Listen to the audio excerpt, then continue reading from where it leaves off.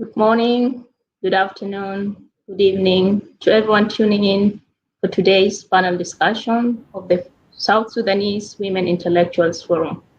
My name is Dora Poniloro. I'm a social worker. I'm based in Bergen, Norway, and I work with unaccompanied refugee minors. I'm very pleased to be moderating today's session on a topic that's very passionate to me, the status of South Sudanese refugees and internally displaced persons. We are streaming from our Facebook page live and our YouTube channel and our LinkedIn page. So please follow, share, and leave your comments and questions. Joined with me today is a panel of experts in the field of refugees and internally displaced persons. They have worked with refugees in different capacities. Before I go on to present them to you, I will ask you all to take a minute of silence in honor of our two sisters who passed on this month, Honorable Diana Hassan, who died in Nairobi, and Stella Emmanuel Kulang, who passed on in the UK. So we take a minute of silence all together in honor of them.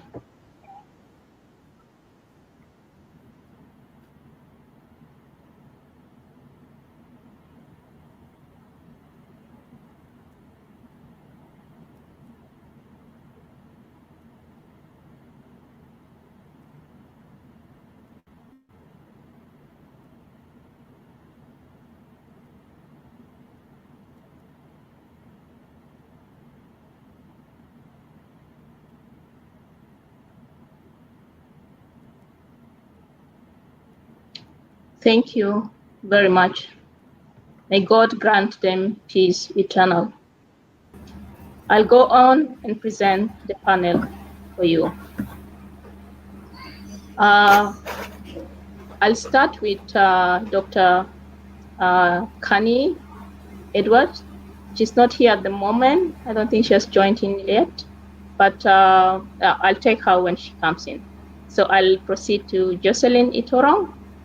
Jocelyn Itorong holds a Bachelor in Law and Masters in Governance, Peace and Security Studies, both from Kenya. She has 7 years experience in the protection and peace building fields and has worked with different organizations in South Sudan, Bangladesh, and Iraq. Jocelyn worked as a senior information specialist with ARCOM USAID from 2014 to 2017, as the senior protection officer with the Danish Refugee Council in South Sudan, and as a monitoring specialist with the Danish Refugee Council again in Bangladesh. She worked as a team leader or head of sub-office South Sudan of Mosul camps in Iraq, and she's currently working with the UN Immigration as Durable Solution Officer in Baghdad, Iraq. You're very welcome, Jocelyn. Thank you. The next person out is Gladys Filipiona Jambi. Gladys holds a bachelor's in Public Administration and Management from the College of Economics and Social Studies, University of Cuba, and a Master's of International Development Studies from Andrews University. Ms. Gladys currently works as a Gender Affairs Specialist Officer in the United Nations Mission in South Sudan, Central Equatoria, and she held this position also as a Gender Affairs Officer in Malakal, Upper Nile State. She has experience as a word processor or reporter at the Khartoum Monitor daily newspaper from 2001 to 2003. Gladys is trained in different fields: gender leadership and peace building, conflict transformation, conflict-related sexual violence, and mediation of local conflicts. You're welcome, Gladys. The next one out is Dr. Akwat Akol Diklut. Dr. Akol is a medical graduate from Lady Harding Medical College in India. She worked in Sudan, Egypt, South Sudan as a general practitioner and in memory care for Alzheimer's and dementia patients. Akwat worked in Caritas International in Egypt, part of the UN Refugee Clinic, and also as a case worker with International Rescue Committee Resettling Agency in Dallas for 6 years, working with refugees from North America and the Middle East. She is the president of South Sudanese Healthcare Service that helps to provide medical equipment to hospitals in South Sudan. And she's a co-founder of the South Sudanese Health Professionals Association and co-founder of South Sudanese Outreach Program. She's the founder of We Are the Change talk show that is starting up in April. We are looking so much forward to that. She's also a volunteer in South Sudanese community and has worked with the Sudan Council of Churches in Khartoum, with the internal displaced persons in Jebel Olia, in Mother Teresa Sick Home for Orphan Children in Khartoum, and with internally displaced persons in Haj Yusuf, Khartoum. Thank you. You're welcome, Dr. Akwat. The next person out is Jacqueline John Bagay. Jacqueline has a Bachelor in Public Administration and Management from St. Lawrence University, Kampala. She's currently the Senior Project Officer at CARE International, the position she held from 2018 to 2019. She worked as an Acting General Secretary of Young Women Christian Association, South Sudan. She also worked as a National Program Manager in Kiriandogo Refugee Camp, managing NORAD-funded project of promoting peace among South Sudanese living in the camp. Jacqueline is the founder of the Let Girls Talk initiative in South Sudan, a forum where young women meet to understand their role in peace building and their sexual and reproductive health rights, and a platform for leadership and mentorship among options among young women. Jacqueline is a member of South Sudan Women Coalition, of South Sudan Parliamentary Working Group on Youth Legislation, the African Women Leaders Network Initiative, and she is also a member of South Sudan Youth Coalition and National Youth Union. You're welcome, Jacqueline. Thank you, Dora. Are we having Dr. Jane yet? No, she has not joined us yet. So we'll go on to our topic. As mentioned, refugees and internally displaced persons is the topic of our discussion today. We have this great panel here today to go in depth into this topic. And we know that refugees are people who have fled war, violence, conflict, or persecution, and have crossed an international border to find safety in another country. They often have had to flee with little more than clothes on their backs, leaving behind homes, possessions, jobs, and loved ones. An internally displaced person is someone who is forced to leave their home but remains within their country's border. Internally displaced persons flee homes to survive. They usually find safety somewhere within their own country, while refugees have to cross an international border to find safety.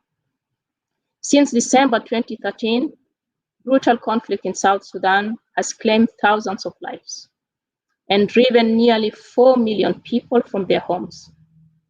While many remain displaced inside the country, more than millions have fled to their neighboring countries in a desperate bid to reach safety. Inside South Sudan, nearly 2 million people are displaced, while outside the country, there are now over 2 million South Sudanese refugees.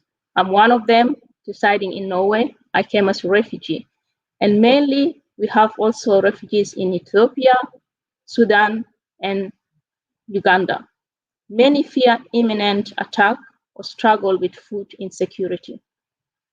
For instance, in Gambela, in Ethiopia, there are significant numbers of refugees that have been assisted by the International Organization of Migration and are resettled to countries like Norway and the United States and other countries. The majority of refugees are women and children, many of whom flee across the border alone. Often they arrive weak, malnourished, and when the rainy season comes, their needs are compounded by flooding, food shortages, and disease. In 2019 and 2020, the UNHCR appealed for about 2.7 billion US dollars to address the life-saving humanitarian needs of South Sudanese refugees, support in areas such as protection, livelihoods, and education, for which levels among South Sudanese children and young adults are some of the lowest in the world. Now, I'll go on and ask you questions to go into the depth of this topic. Jocelyn, what kind of response is usually available for internally displaced and refugees? Sorry. Yes, thank you for that question. I think before answering that, I would like to just give a brief definition of what protection is. So protection is defined as all activities aiming at obtaining full respect for human rights of individuals. That includes both, it doesn't necessarily have to be only refugees and IDPs, but it also includes the host community, with the latter and spirit of the relevant bodies of law, which namely we have the human rights law and humanitarian law. So usually when responding to internally displaced population and refugees, we have to look at the different stages of the crisis that will be able to determine what response are needed. So we usually have the emergency stage, and then we go on to the recovery stage, and also looking at the root causes of displacement. So I'll go ahead and highlight more on when during the emergency, what responses are there for refugees and internally displaced population. So in protection, we usually have three defined activities. So we have the response, and then we have the remedial, follow up by the environment building. So when we're talking about responding to protection issues to refugees and IDPs, we look at preventing the violation at the first instance. This is an emergency, so there is a lot of influx of IDPs or refugees. So the first thing is we have to look at preventing the violation or putting a stop to some of the human rights violations that are ongoing. It could be due to security issues, or even just violations to access to services, or even coercion. So we have to make sure that we put programs in place to make sure that these actions are not taking place. And then we go to the remedial. This is already when the human violation has already occurred. So the only thing is now to offer the victims to restore their dignity in the aftermath of violations, to support people living with the effects of violations. So this could be through restitution and also rehabilitation. So for example, we'll have people who were arbitrary arrests by, it could be by military personnel or any other actors. So the thing is, we have to make sure that we are able to do case management to make sure that these people actually get the rights that they deserve. For example, for issues of gender-based violence as well, we have to look at way of rehabilitation, way of making sure that victims of gender-based violence have access to healthcare. They're able to acquire, it could be legal assistance. So that is the part of the remedial. And then the third one is now the most sustainable way of responding to displacement. That is the environment building. It looks more on creating conducive environment in order for people to respect human rights.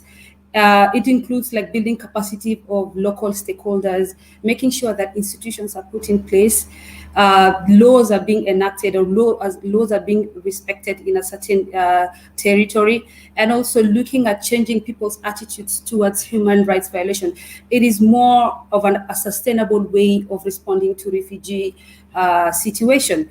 So that usually happens later on after a protracted displacement. But during the emergency one, we are looking at more of trying to make sure that people get the services that they require. As you mentioned earlier on, most of the time, displaced populations, that is both the IDPs and and refugees face a lot of challenges with regards to access to services. You look at the living conditions that are in the camps or even in out-of-camp settlements that are really deplorable, and people are not able to just acquire maybe clean water, or even if you look at the type of housings that IDPs are living in, it's a bit questionable. So we are trying to make sure that these people are getting the standard living conditions that any other human being is supposed to. So if you look at like the environment building that I would emphasize more in the next session, we look at a more durable solutions to refugees and IDPs. So what do I mean by durable solution? We look at things that are sustainable. We look at how we are able to give them to create an environment that they can live healthily, and it includes relocation. It also includes looking at resettlement and repatriation part of it, and also look at local reintegration. So thank you so much. I think in that terms, in that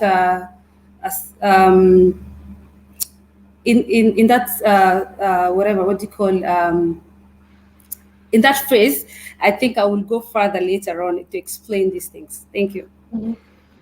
Thank you so much, Jocelyn, and thank you for the work you're doing in responding to the needs of the internally displaced persons. And I think that also gives them, I think, as you said, the sustainability in that help, that it is sustainable for them to be able to be a part of the society and be able to reintegrate. So I'll just give you a follow-up question to what you've just said. And why is the concept of protection very important when referring to the issues of refugees and internally displaced persons? I think you've touched on that a little bit, but if you have something to elaborate, so please. Yeah. I think, yes, thank you. I think the concept of protection is important to ensure the full and equal respect for the rights of all individuals. So we have to make sure that individuals, refugees and IDPs' rights are being respected regardless of their age, their gender, or their ethnicity, the social or religious background. Protection is not only also limited to survival and physical security, but it also covers a full range of rights, including civil and political rights that displaced populations are able to exercise their the civil rights. They're able to choose their leaders. They're able to also stand or vie for positions, such as the rights of freedom as well. If we have to make sure that these are rights that are protected, that people who are displaced are able to move freely. They are not put like in detention centers, whereby like refugees in some countries, refugees are put in detention centers and they're not able to move to different, like just to access social amenities like maybe the health or go to the market or any other places that they need to go to. They also have to look at the economic aspect of protections, like IDPs and refugees. Do they have the right to earn a living, like to engage in income generating activities, or they're able to get employment in order to sustain their living? So also look at the social and the cultural aspect of it. They have to make sure that the refugees and IDPs are able to exercise their social and cultural rights, including the rights to education and health. So we look at protection as a legal responsibility, principally of the state and its agents. In situations of armed conflicts, that responsibility extends to parties also to the conflict under the international humanitarian law.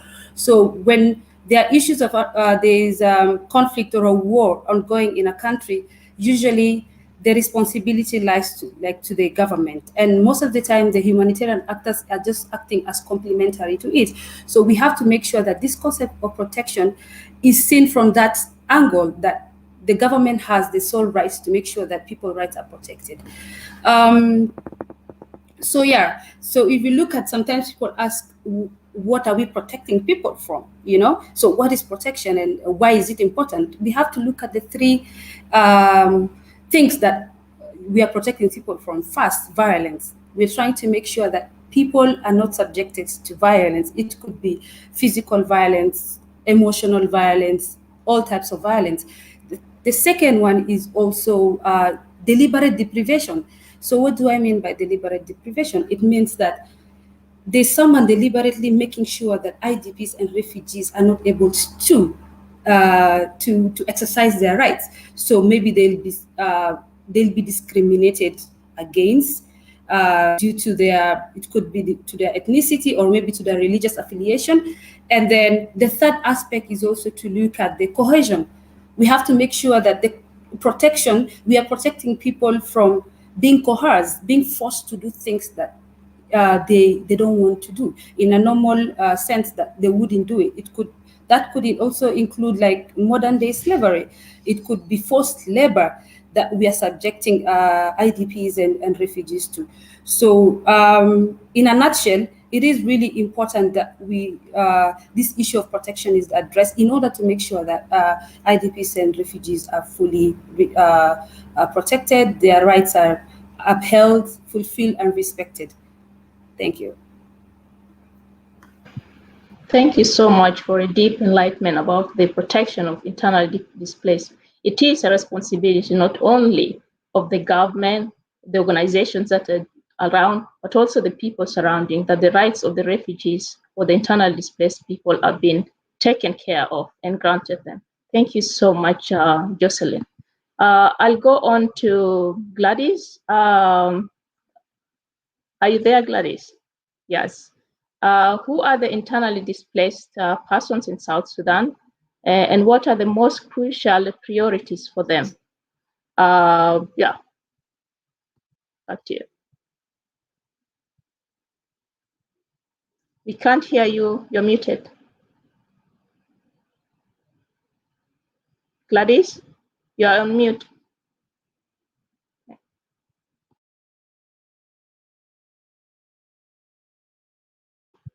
You're still on mute, please. Unmute yourself.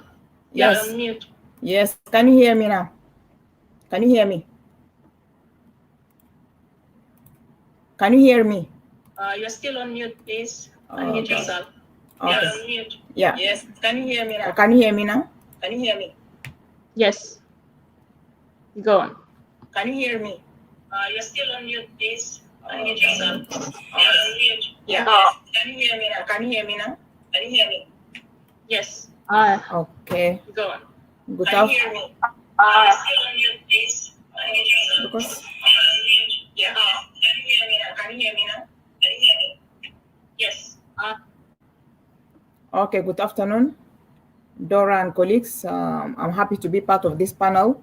Actually, the IDPs or internally displaced persons are those individuals who are forced from their areas or residences or environment and occupational activities to leave their homes as a result of a sudden impact, whether natural or man-made, such as earthquakes, floods, threats, or conflict, sometimes situations of generalized violence or violations of human rights as well that they might have been facing or have faced. The internally displaced persons, unlike the refugees, stay within their country of origin and do not cross any internationally recognized border or state border. They are usually in need of relief operation and often have the intention of returning home. In South Sudan, there are IDPs who have left their homes or places of residences due to protracted conflicts that had taken place or are still taking place within their country and areas of residence.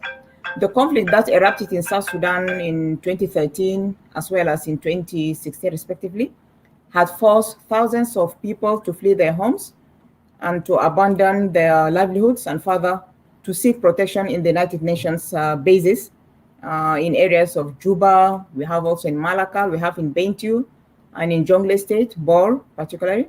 Further displacement was also witnessed during the 2016 conflict in Wau town of Western Bahr State. However, here it is very critical to note that recently the status of the United Nations POCs or protection of civilian sites has been changed or rather reduced to IDP sites, and a big portion of the UN protection forces were withdrawn from the POCs, leaving only a small number of forces on standby. Now the IDP sites in Juba are being administered by an NGO named ACTED. Further, the most critical priorities for the IDPs, we have to also note before naming the critical priorities that IDPs are circumstantially more vulnerable than refugees, often being forced to remain close to or becoming trapped in the zones of conflict. They may be caught up in the crossfire sometimes and are at risk of being used as targets or human shields by the fighters.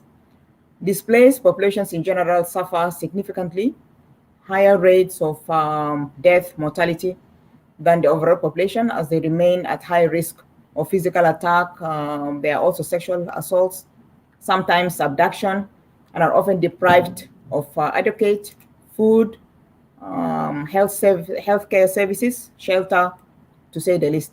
So the most priority of the IDPs could be protection or security, as they have fled their homes or their areas of residences because of insecurity, or other things can be shelter, food, healthcare services.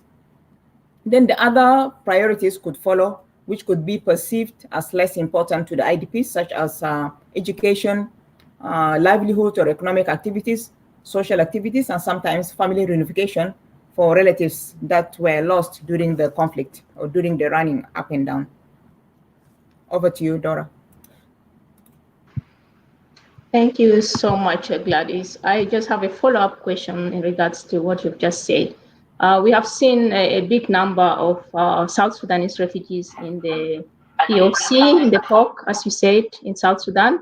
Why do you think they still continue to live there despite the signing of the peace agreement that we have had? And what can be done to encourage them to go back home?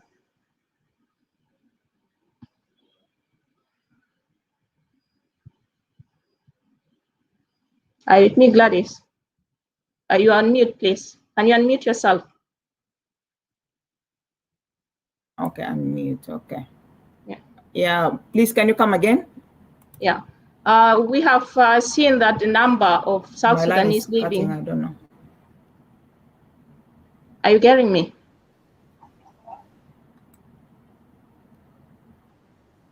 Yeah.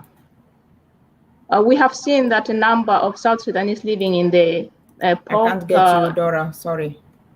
Okay, I'll get back to you. Let me check my mobile. Okay, I'll get back to you. I've just seen that Dr. Jane has joined us. Welcome, Dr. Jane.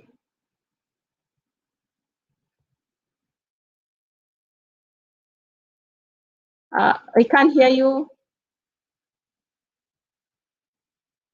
No.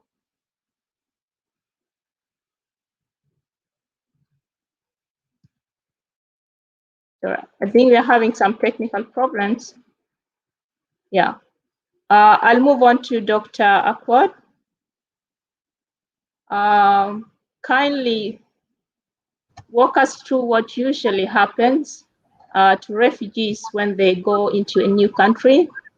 For instance, in the US, where you live, in terms of medical assessment, and why is medical assessment crucial as part of the immediate checkup for refugees arriving in any country? Thank you very much for inviting me.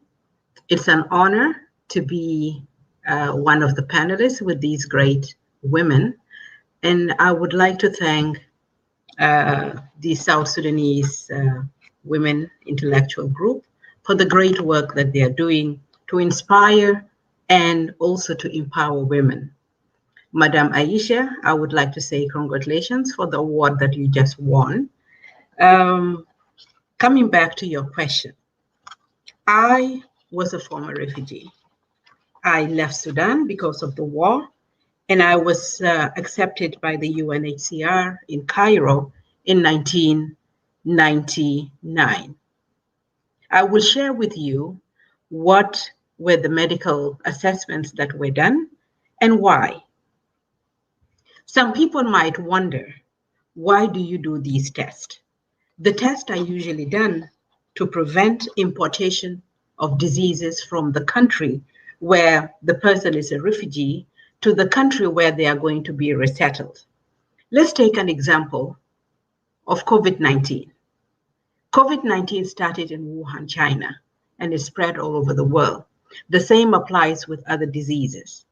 When they started resettling refugees in the United States a long time ago, they noticed that tuberculosis had increased, partly because the refugees had brought in tuberculosis with them, and also during the pandemic of AIDS and HIV, a lot of people who had low immunity had developed diseases like tuberculosis.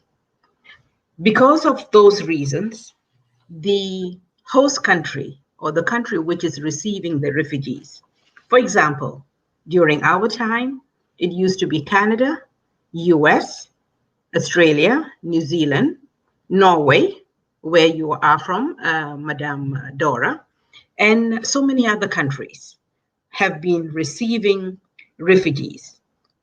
Usually they require a pre-health screening. The pre-health screening just entails the general checkup, and they do infectious diseases. For example, at the time, they were paying more attention to HIV.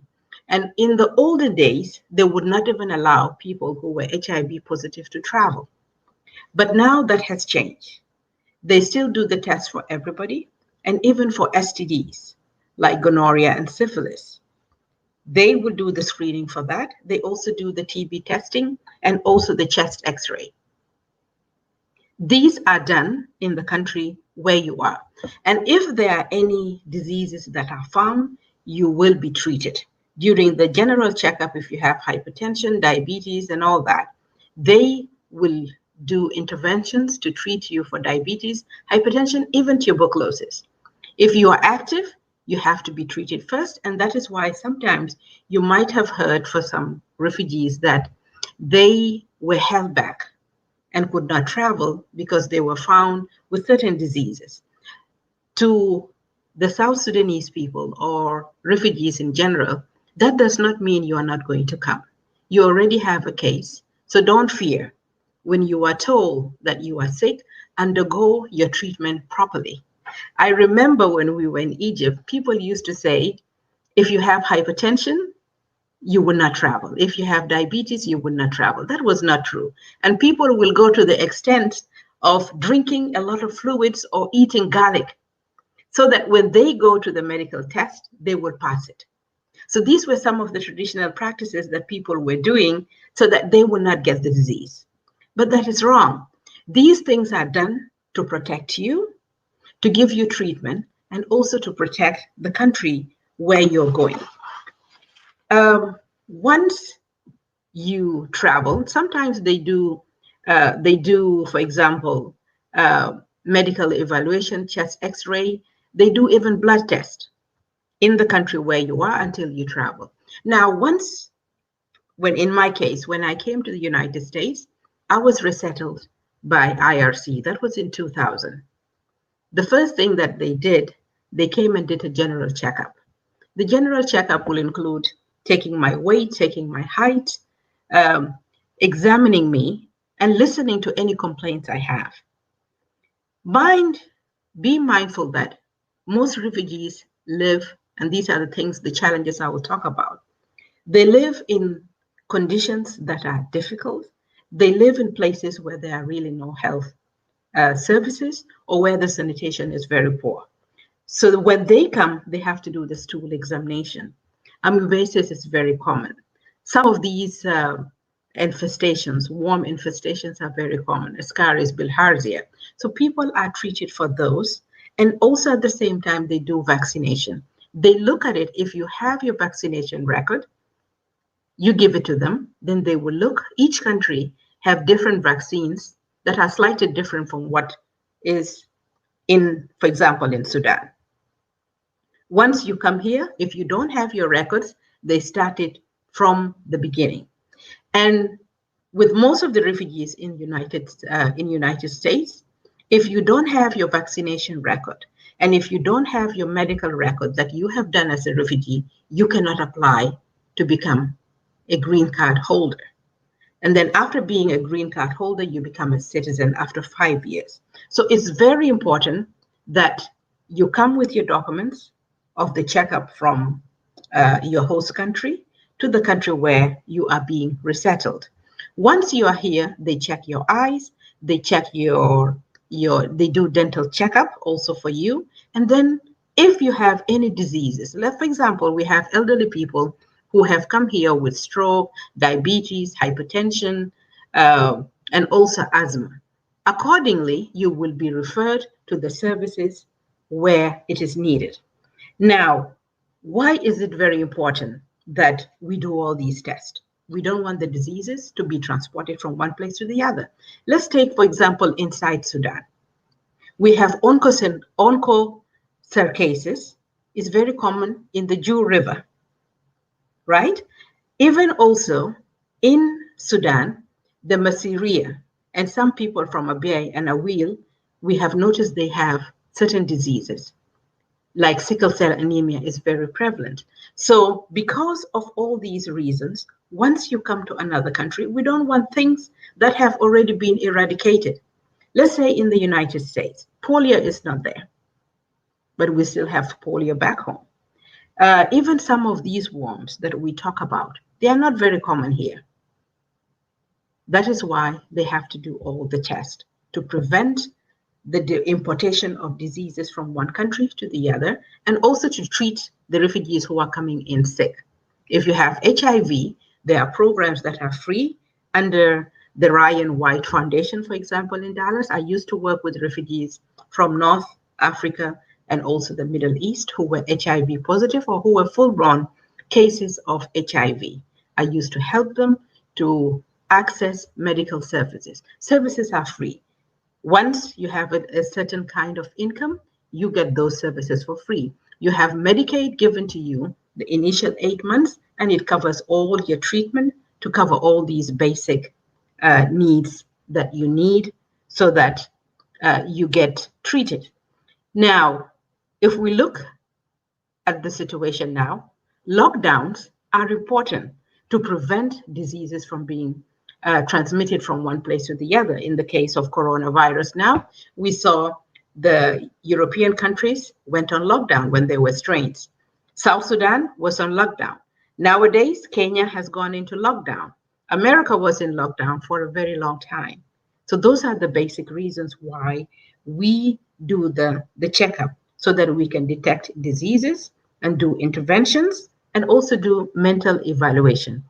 As refugees who have been through a lot of violence, it is very important that we have to be screened, even though in our culture, we don't usually seek mental help.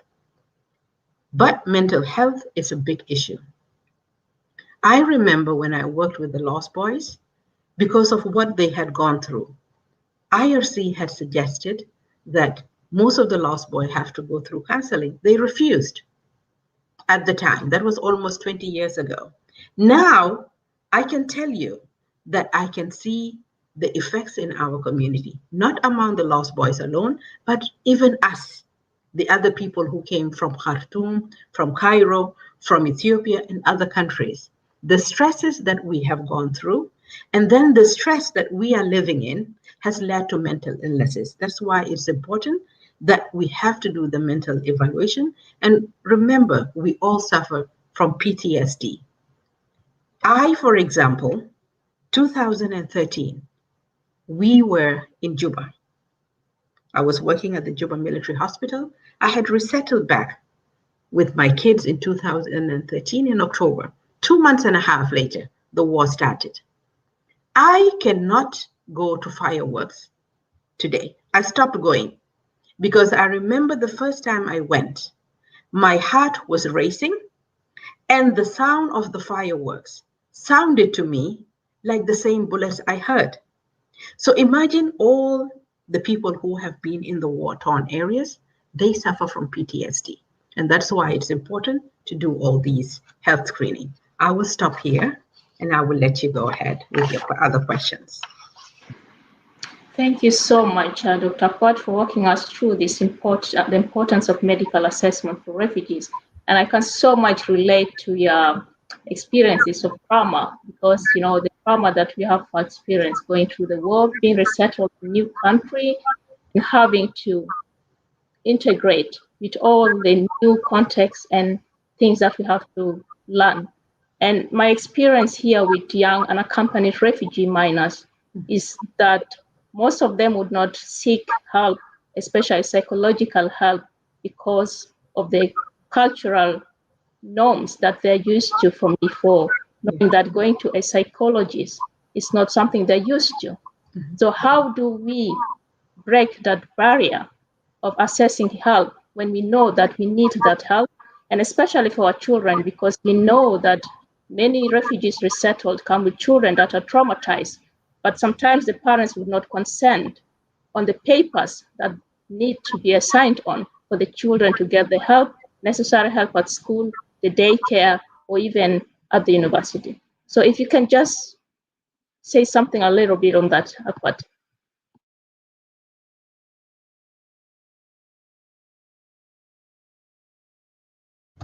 Sure. In regards to our parents, first of all, culturally, we do not believe in mental illness. And we have very bad names for it.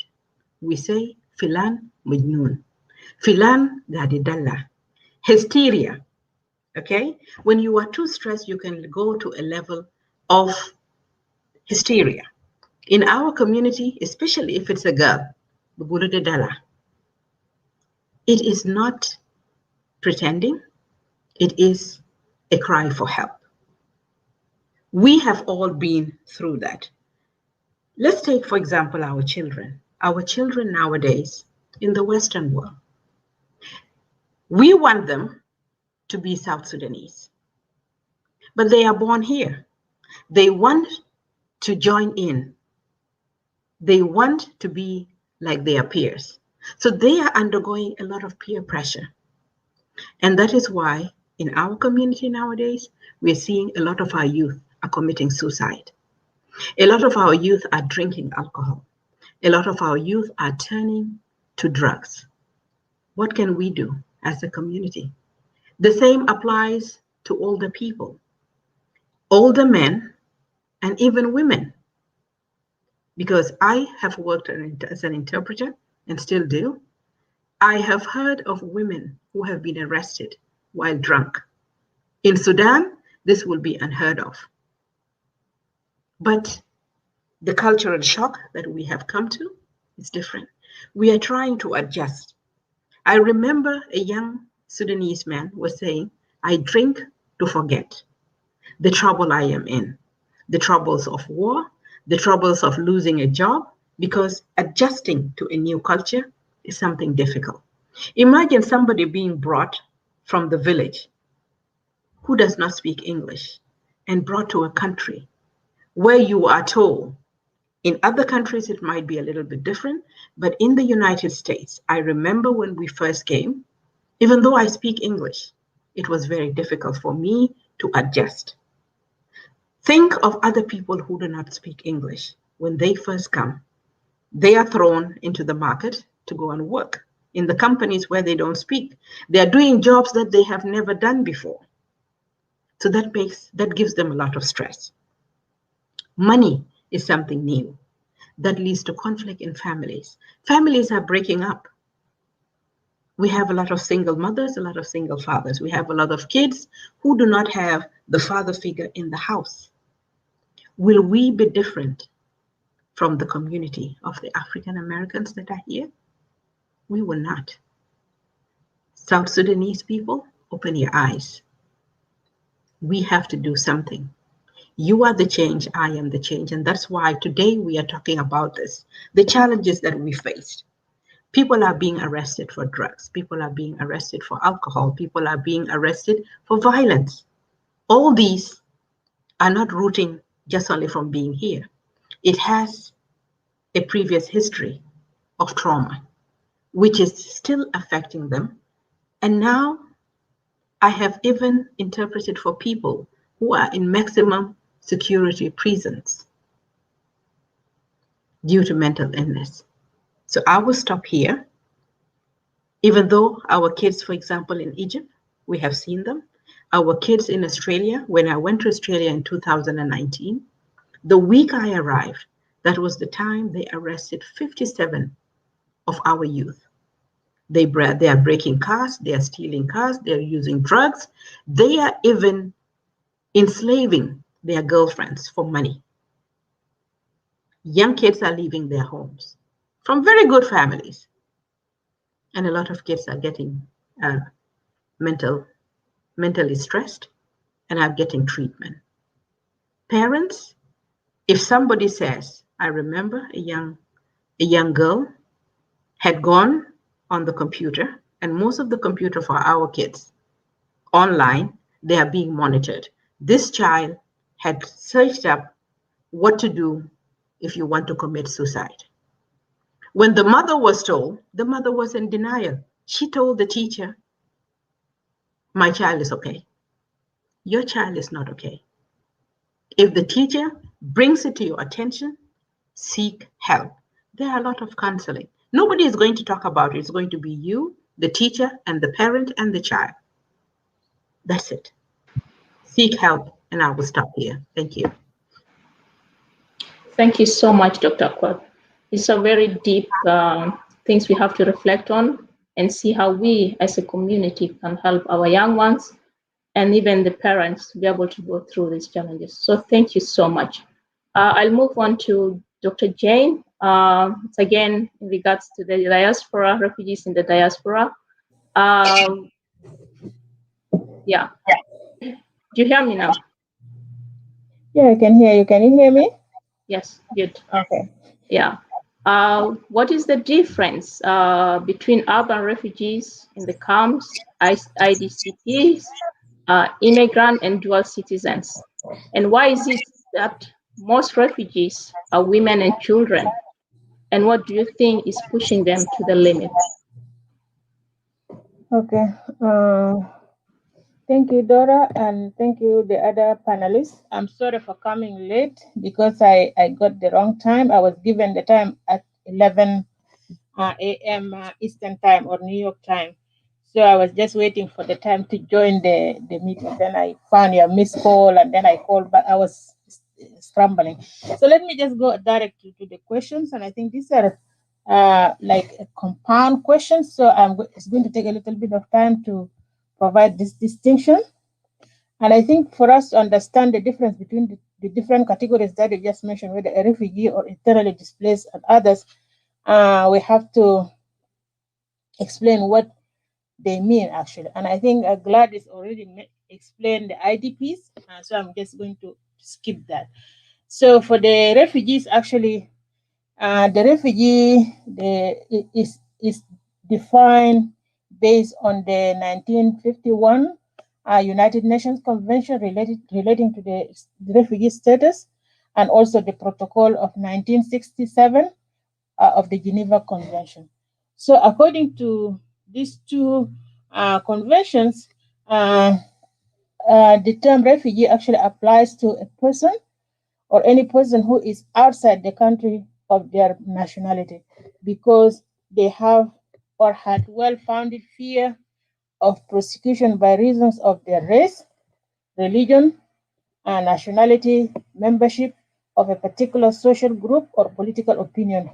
And these persons are unable to or unwilling to go back because of the fear that they are going to face prosecution. And I just shifted the pronouncements. Instead of he and his, I put there, because that original definition actually of refugees applied only to refugees who are coming from Europe during that time after World War II. So because of that realization, and also when many refugees started to come from non-European countries, then the African Union, at that time it was called the Organization of African Unity, that was formed in 1963, when many African countries actually gained their independence and later renamed African Union in 2002, they came up with an idea that they have to expand the definition of the refugees. So they included other aspects of a refugee in addition to the original 5 elements that were explained in the 1951 Convention and also the 1962 Protocol of the Geneva Convention. So the African Union or the Organization of African Union actually added, in addition to those 5 elements, a refugee shall also apply to every person who, owing to external aggression, for example, occupation, foreign domination, or events seriously disturbing public order in either part or the whole of their country of origin or nationality, is compelled to leave their place of habitual residence in order to seek refuge in another place outside their country of origin or nationality. So that's like in brief the understanding of a refugee. And to become a refugee, of course, you have to go through process. And I think Dr. Ann explained that in the context of refugees in Cairo, Egypt during that time, and those were urban refugees. So if we look at the difference between refugees in a camp and refugees in urban cities, and I think most of the refugees who are in a camp always accommodated in areas allocated by refugee receiving countries. If we look at Uganda, for example, when the South Sudanese or Sudanese started to move to Uganda, the Ugandan government, because they have a refugee policy, they started to open camps for refugees. So those camps actually accommodated refugees from Sudan during the first war, which lasted for 21 years, from 1983 to 2005. Many of the refugees actually were settled in Uganda and in other neighboring countries like Ethiopia, DRC, and Kenya. So you can, in Uganda, for example, and Kenya, there are so many camps like the Imbefi, Rhino, Alere, and Bidibidi camps in Uganda, Kakuma and Dadaab in Kenya, and Iteng refugee camp in Ethiopia during that time. And during the 2013 war, also they went to the same camps, and also additional camps are open in those areas. And in these camps, actually, refugees always depend on the international communities, agencies, actually, that provide food for those refugees. And in terms of urban refugees, actually, majority of them are found in urban cities. They just go there. And most of those who actually go to urban cities are those who can afford to buy a ticket, for example, to travel to those countries, whether to go to Egypt or to go to Ethiopia, Addis Ababa, for example, or Nairobi, Kenya.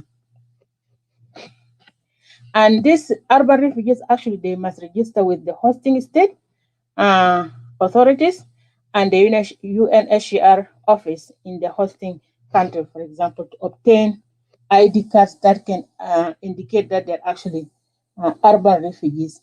But the difference between the camp refugees and the urban refugees is that the urban refugees, they have to be self-reliant, they have to take care of themselves, they have to rent their own apartments and all that. And I think the best examples for urban refugees are the refugees who were in Egypt during that time. And I think I came from Egypt.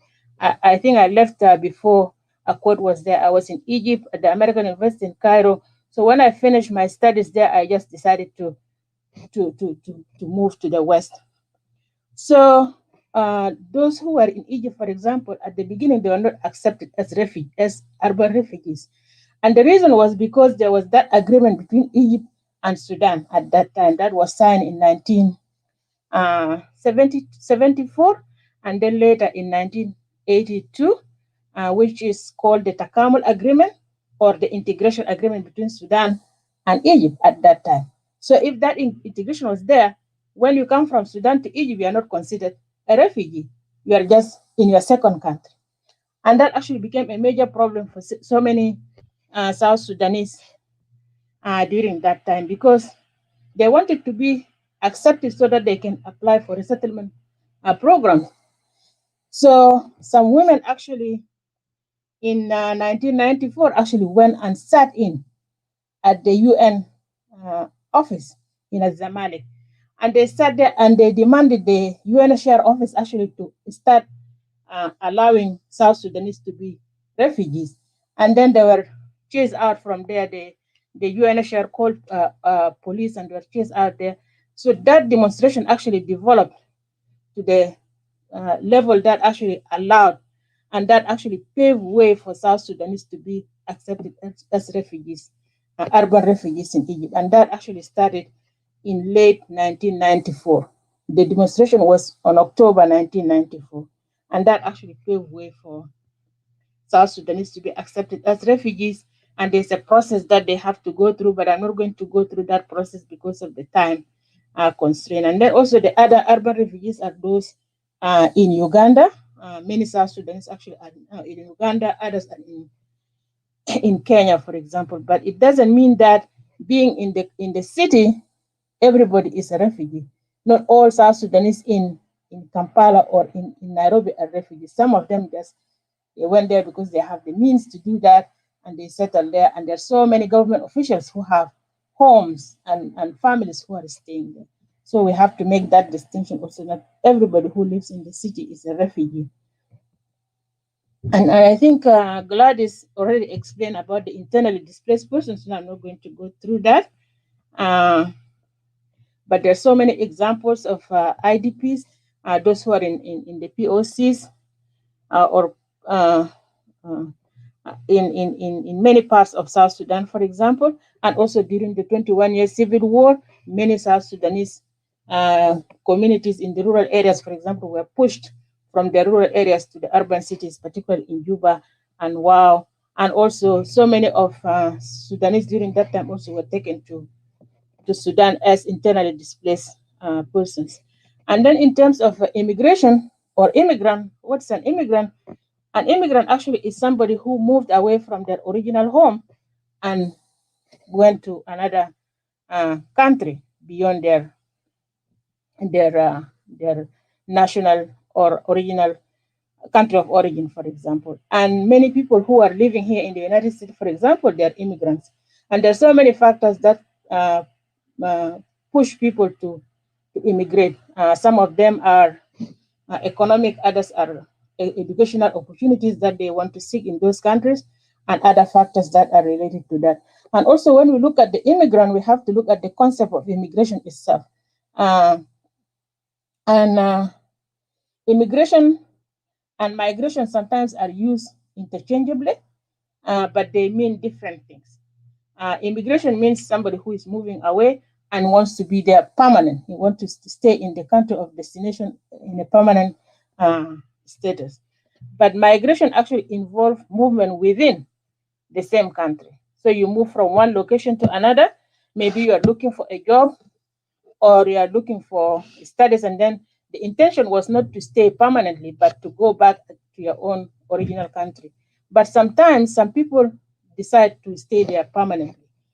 And that's the distinction between migration and immigration. And then also there's another distinction between international and national migration. And that's also another distinction that we have to look into. And another one are the immigrants who are already outside the country. And that distinction can be the first generation and second generation immigrants, for example. So I work with the African immigrant community in the Bronx through our Bronx African American History Project of Fordham University. So we can come up with two distinctions. The first generation are my generation, for example, people who come here first and then they settle and they make their lives here. And then the children, like my children, for example, or Dr. Akot's children are the second generation immigrants, for example. And some of them are born here and others are brought here at a young age. And there's one scholar actually who wrote about the second generation African immigrants, and his study actually focused on the Ethiopian youth in Washington, D.C. And she made a distinction of what constitute second-generation immigrants. According to that author, second-generation immigrants are those who were born in the United States and have at least one parent who relocated to the United States. So it doesn't mean that both parents must be immigrant. It can be one parent only. And then she also created another category of second generation, that's 1.5 generation. And she identified that category as comprising persons or immigrants with parents to the with their parents to the United States when they were less than 12 years of age. So if you come here with a 6-year-old or a 1-year-old, that means it's a 1.5 immigrant.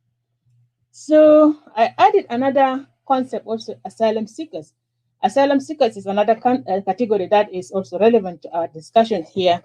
And asylum seekers actually are individuals who arrive at the border of a state and claim protection under the Geneva Convention. You just leave your country, and like most of the people who are coming now from the southern border, from the Latin American countries, for example, those are asylum seekers.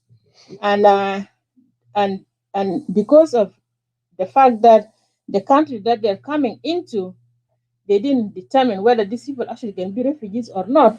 So they have systems that can address that. So they can assess your situation. And then after that assessment, if they agree that actually you qualify to become a refugee, then you will be given the chance to enter the country. And if your case is rejected, then you are either sent back to your country or what they call here commonly as deported back to your country.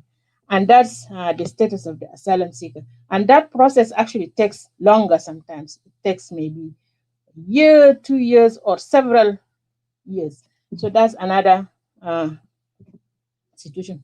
For the dual citizenship, and I think I'm going to draw the examples from the United States because that's something that's I'm familiar with.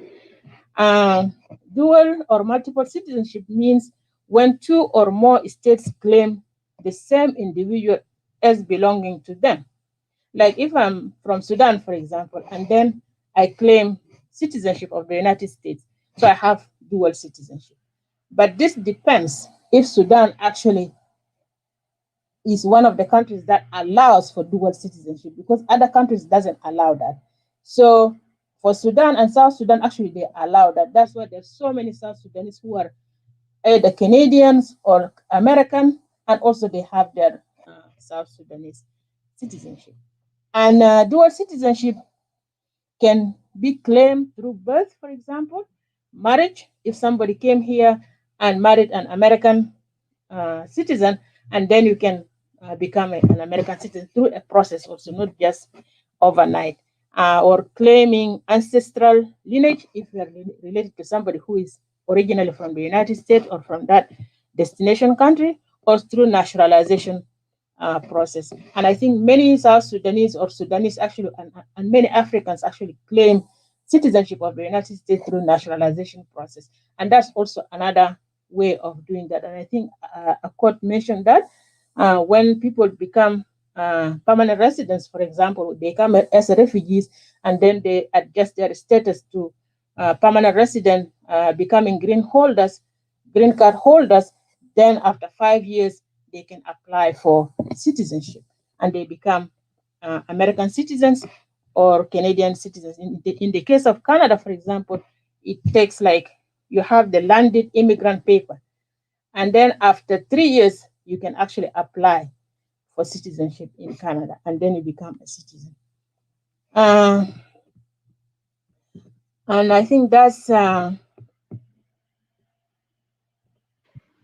what I can say about the distinctions between the different categories: refugee, internally displaced, urban and camp refugees, and also asylum seekers and dual citizenship. The other question is the second one, right? Yeah. Thank you so much for this historical kind of walkthrough with and how a person given that was very. Another question was, why is it that most refugees are women and children? And what do you think is pushing them to the limits? Okay. Thank you, Dora. And I think to answer this question is you have to link it to the reasons that cause people to become refugees in the first place. And what are some of the factors that push them to become internally displaced? And I think it's mainly due to calamities such as armed conflicts, and I think many of you actually mentioned that, natural disasters, genocide, ethnic cleansing, and so on, and are actually pushed to leave their countries.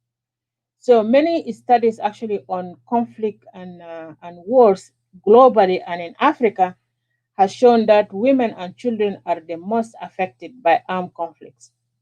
This is because most of the wars are fought by men, and women and children are often the most targeted in such conflicts. And I think we have seen that whether we look at our previous war between the North and the South, or even the 2013 war that is still happening in South Sudan. So, according to a recent World Vision report titled Forced to Flee, top countries refugees are coming from, actually, that report named South Sudan as one of the 7 countries in the world where refugees come from. So, according to that report, the conflict in South Sudan, which erupted in 2013, produced about 1.5 million internally displaced people and 2.3 million who fled to neighboring countries as refugees. An estimated 80% of the refugees are women and children. About 50,000 of children are orphaned or unaccompanied minors. So you can see how war actually can create such kind of situations. And on what is pushing them to the limit, and I think the war is one of them. And if we look at the conflicts in Sudan, for example, the 21-year civil war and the South-South war that broke out in 2013, they are the ones, women actually are the most affected. During the first war, the North-South conflict, issues of gender-based violence actually was the first factor that pushed many people, because most of the people who experience gender-based violence are women. And gender-based violence actually was used during that war as a strategy of intimidation, to intimidate people, marginalization, and humiliation of people. And that actually became a major problem during that time. During the South-South War, which started in 2013 and continues in some way up to today, women and girls are also subjected to sexual abuse and other forms of human rights violations.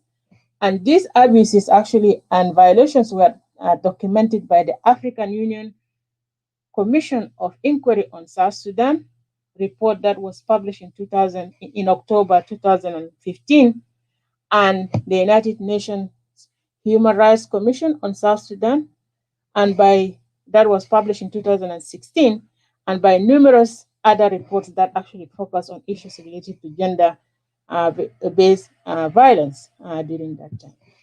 And other factors that actually made women and children as the most refugees is issues related to economic hardships that face people in their own countries, targeted killings of specific groups in many countries, in many countries, and in the case of Sudan and South Sudan, a forceful recruitment of children as child soldiers, not only by the rebel forces but also the government forces.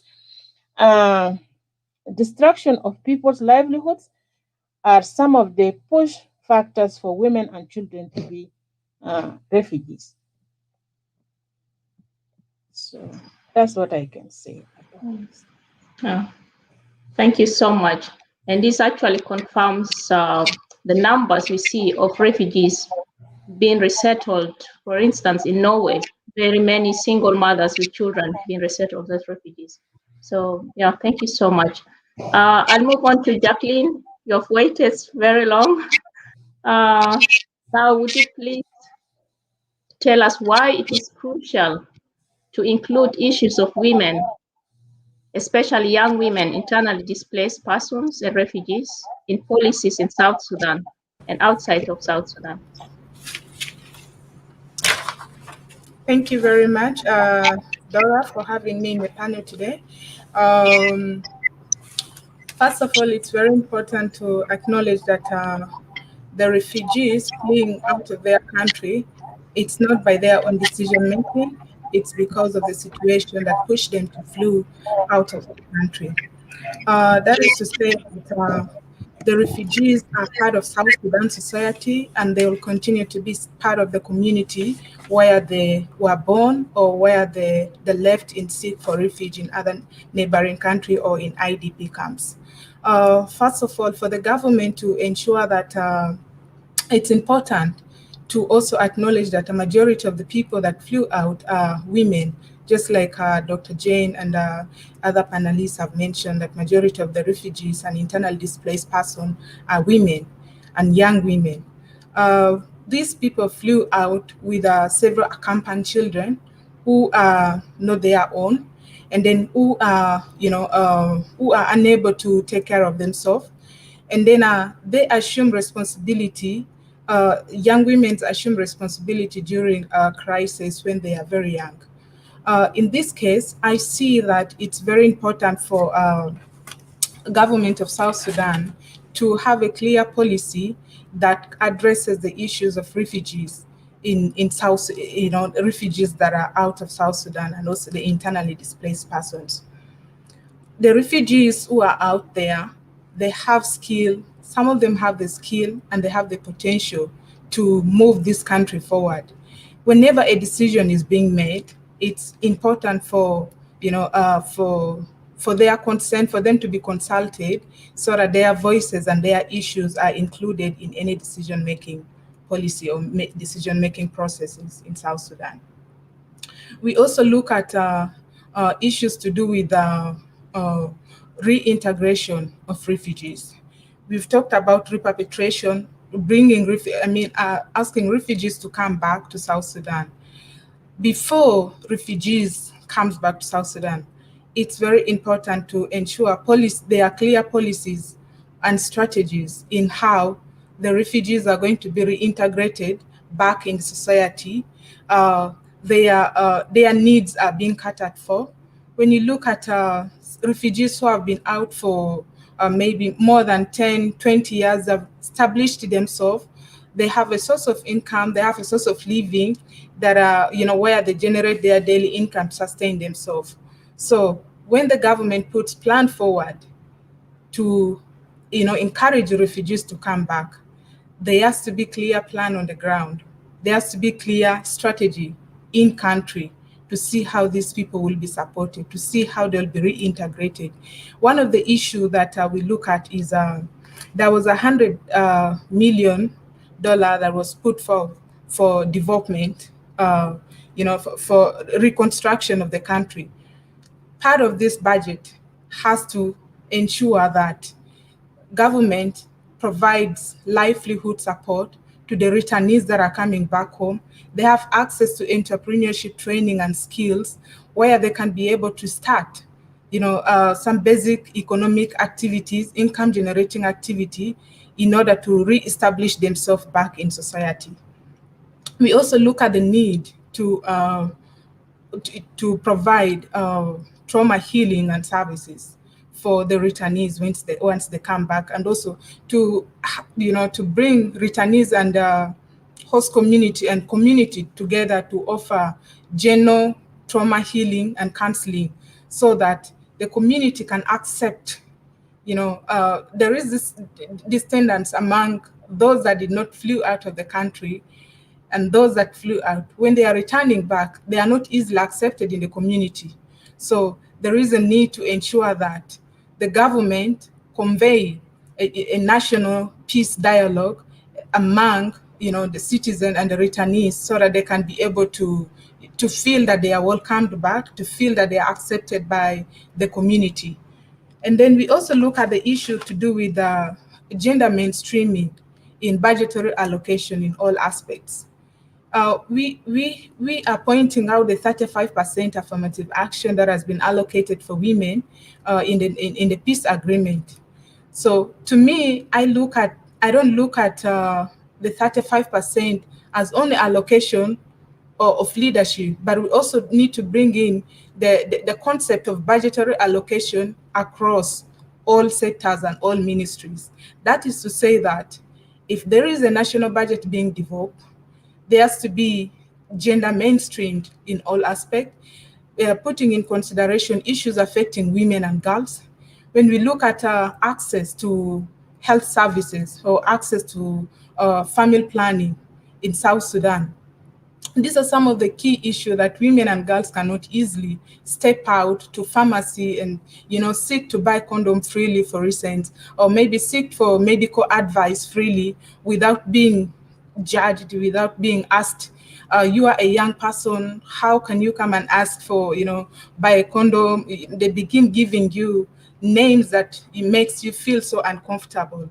So when the country is sitting there to develop a national budget, there has to be gender mainstreaming in all aspects, issues to do with health, issues to do with the leadership for women and young women.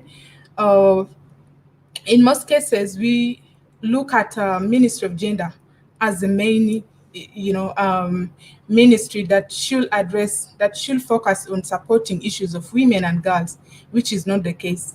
In my own opinion, all the different ministry has to consider implementation of the 35% budget-wise, not only in leadership positions. And then we look at issues to do with accountability. There are many people who flew out of the country because one of their family member has been killed and they have been targeted. And then they feel more safe when they are out of South Sudan. They feel more safe when they're living in the refugee camp. And then now when they are going to come back, they'll still not feel safe because the person who killed or who has been looking for, who has been threatening to kill them, still living in the same community where they were born. So what's the measure that the government has put forth? Which kind of strategy do the government put forward to ensure that when they return back, they feel safe? Their safety, and whoever has committed violence or whoever has committed murder is held accountable. We look at issues that are, issues to do with establishment of GBV court in South Sudan. These issues are still unresolved. We look at issues to do with the need to decentralize GBV court so that the IDPs and South Sudanese who cannot be able to move from county to to city or move to Juba to access justice for any GBV cases that they have undergone, they should be able to access justice in locations where they are. The IDPs that are probably, IDPs that are, for instance, are in Malakal, staying in POC, how can they be able to, access transportation? These days, everything is, you have to fly to Juba. So that means so many unresolved cases are still pending that the government need to ensure that some of these cases are actually clear and they are clear strategy for it. So in terms of policy review and policy institutional policy review, so the refugees needs to be part of this process. They have to be part and parcel of this process. Their issues, they can speak best for themselves. They can identify what is worth it to be reflected in the national policy. The policy that we are reviewing now, that the national government or the committee is working on now, it's not only for now, it's for years and years to come.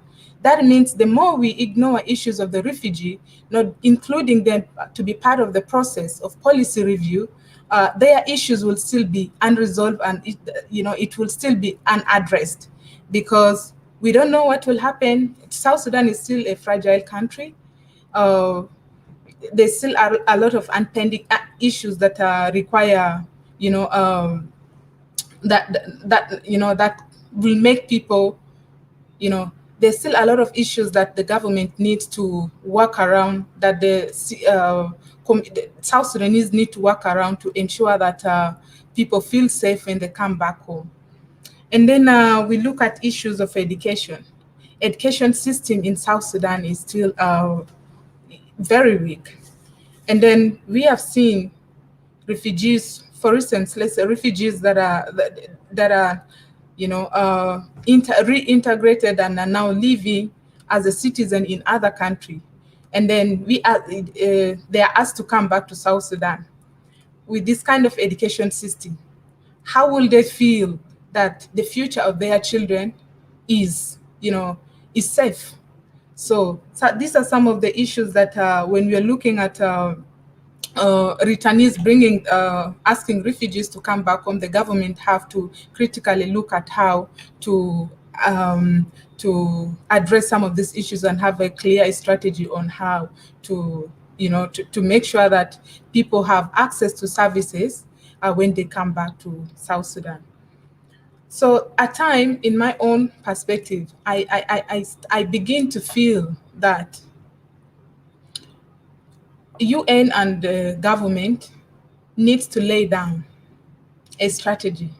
When we see that we've been keeping many South Sudanese living in IDP camps in POC, for how long will they continue to live there if they don't have a clear way on how to reintegrate them back to the society?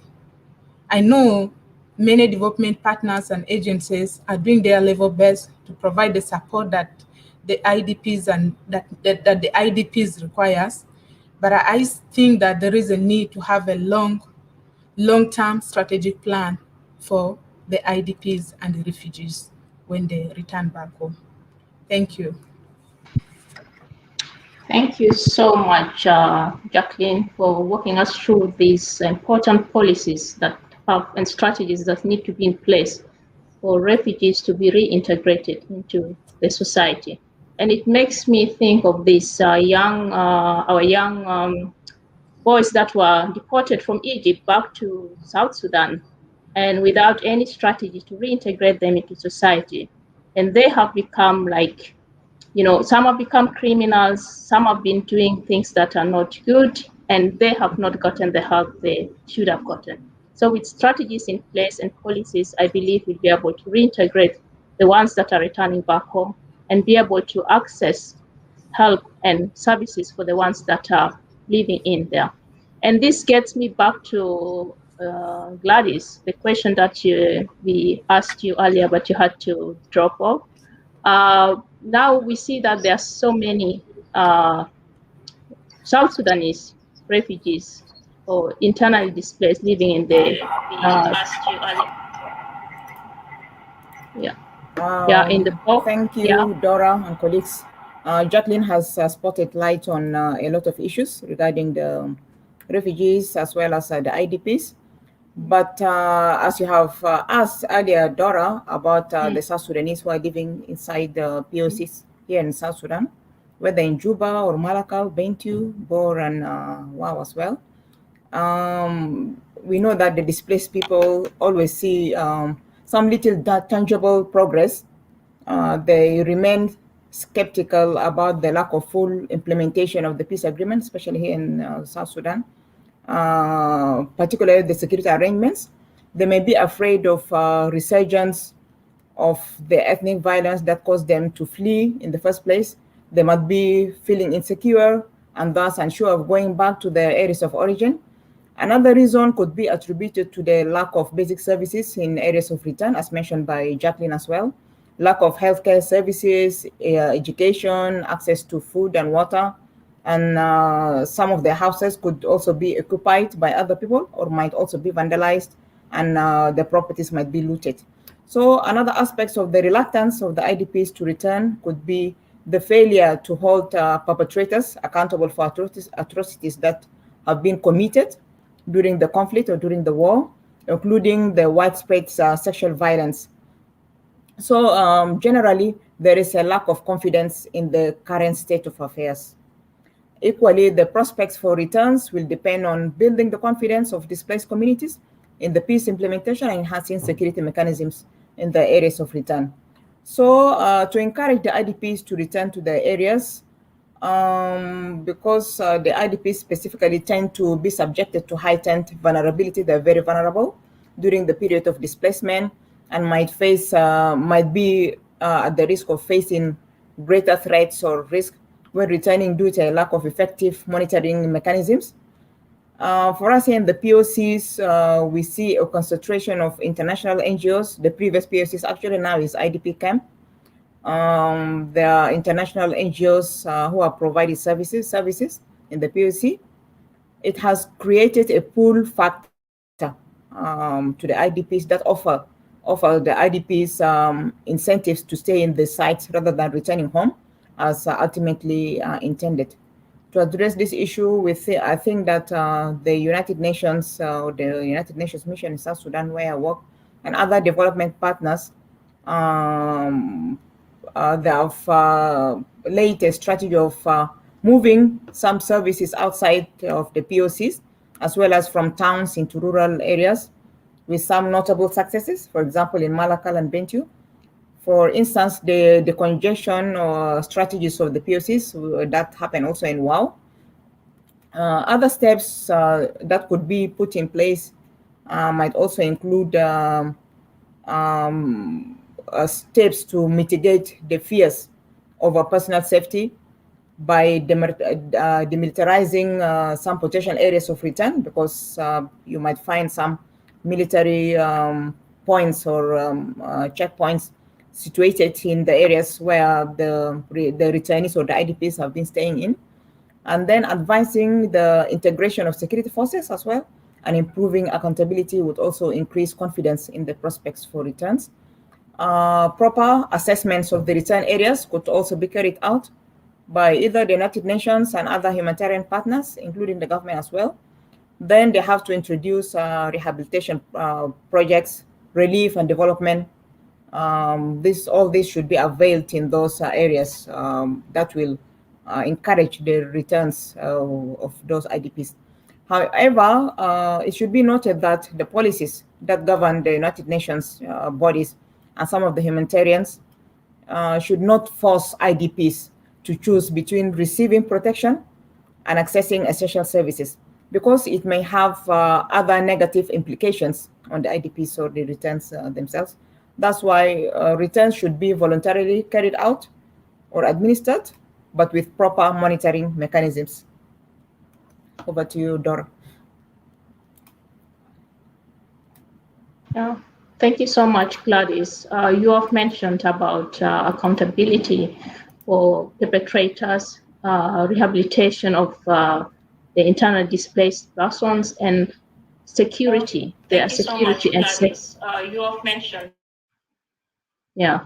And Jacqueline also touched on the importance of accountability. So I'll go on to Jocelyn to mention some laws that regulate, if they're available, if there are any laws available in different countries to protect the rights of women and children against violence, and especially gender-based violence, looking at both internally displaced persons and refugees generally. Over to you. Thank you, Dora. I'll go through the different laws that are there to protect women's rights and children with regards to GBV related issues. I would start from the international level, then go to a more regional level, and then come down to the domestic laws that we have in different countries. But in this sense, in the interest of time, I would narrow it down to South Sudan. So from the international, at the international level, we have human rights law. An example that we have is the Universal Declaration of Human Rights that actually have all the bills of rights enlisted, and that includes also women's rights, and it talks also about rights to life, rights to access to services, because when we're looking at gender-based violence, we're not only looking at it from physical aspect of it, where it's we look at rape, we look at sexual harassment, but we're also looking at women women being provided access to livelihood opportunities, and also looking at other rights that are political rights or economic rights. So we have that the Universal Declaration of Human Rights, and it establishes all of these rights. And as I mentioned earlier, because of the interest of time, like I will just try to mention different articles. We also have the core human rights treaties, and one of it is the Convention on the Elimination of All Forms of Discrimination against Women. This is also an article that has been ratified by South Sudan. It recommends the states parties to ensure that laws against family violence and abuse, rape, sexual assault, and other gender-based violence give adequate protection to women and respect their integrity and dignity. In Article 6 of that same protocol, it talks about the state needs to take all legal and other measures that are necessary to provide effective protection of women against gender-based violence, including effective legal measures that are put in place, looking at penal sanctions, like for those who, the perpetrators of those the perpetrators of gender-based violence, they have to go through the legal process. They have to make sure that they're accountable for all their actions. There's also they also give civil remedies and compensatory provision to protect women against all kinds of violence. In that sense, it looks at how women are able to be compensated for all the violations that they have gone through. The next thing, there's the next instrument, actually, also the international instrument that provides for women protection is a Convention Against Torture and Other Cruel, Inhuman, or Degrading Treatment or Punishment. That is also ratified by South Sudan. So this article looks at the different types of torture and the cruel, degrading treatment, and also it provides the different punishments that are supposed to be given with regards to this human rights violation. I would move forward to the looking at laws also at the international level that protects children, and that is the Convention on the Rights of the Child, which is also happy to say that South Sudan also has ratified that document. The next one is the Protocol to the African Charter on Human and People's Rights on the Rights of Women in Africa, which is called the Maputo Protocol. It's actually one of my favorite instruments because it remains one of the most progressive legal instruments, providing a comprehensive set of human rights for African women. Unlike any other the Women's Human Rights Instrument, it details, like it gives a very wide range and substantive human rights for women, covering the entire spectrum. It looks at the civil and the political aspect of it. It looks at the economic and social and cultural, as well as environmental rights. This protocol actually has been named as the the African Bill of Rights for Women, because it's conclusive. It has all the aspects in terms of protecting women. With that said, I think I will go down to the domestic laws that we have in South Sudan with regards to women protections, specifically gender-based violence to children and women.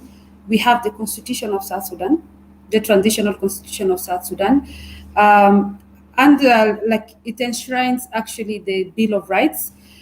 Section 16 specifically establishes the right of a woman. And the next section as well also goes on to the rights of the child, which they follow each other. So in the Constitution, it gives the woman has the right to own property. A woman has a right, like freedom of association, freedom of speech, freedom of access to all the basic services that are provided in the country. Then the next, also domestic law that we have apart from the constitution. As I said earlier on, that because in the interest of time, I would just be what you call expounding, not so much, but just a bit, like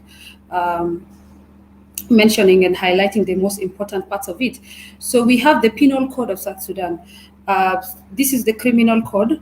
So it's in chapter 18 of the Penal Code of South Sudan. It establishes the rape and other sexual, it talks about rape and other sexual offenses.